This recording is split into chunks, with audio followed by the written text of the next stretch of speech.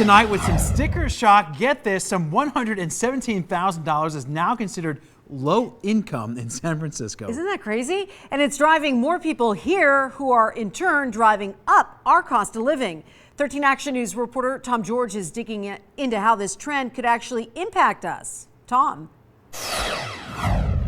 Yeah, well, certainly a tale of two cities between San Francisco and here. Just to give you an example, this neighborhood is directly considered middle class. It's just on the borderline of what's actually considered low income for Las Vegas for a family of four. And as you can see, it's still pretty family friendly, a pretty nice neighborhood, nice houses here, but those people could never afford that in San Francisco.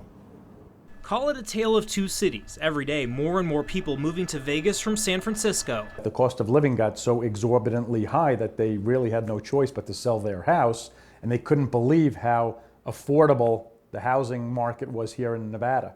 In fact, the contrast couldn't be more clear. New data shows $117,000 is now considered low income for a family of four in the Bay Area. With that salary, all you can afford in San Francisco is this tiny 232 square foot condo. Pretty cozy for a family of four. Or you could pitch a tent on your own new plot of San Francisco turf for $400,000. But in Vegas, you could live large. You could have one of several nice homes we saw listed in Summerlin, complete with 4 bedrooms, 3 bathrooms, and a nice pool. And as you can imagine, people are moving here in droves. Last year, more than 30,000 Californians moved to Nevada, according to the DMV. And the price of a U-Haul leaving San Francisco at one point reached more than $2,000 because of a mass exodus. And while Nevada's cost of living is still relatively low, experts say it could creep up. The Californian can sell their home and buy homes here very often for cash. And the local will have to compete against that, and that could drive up prices.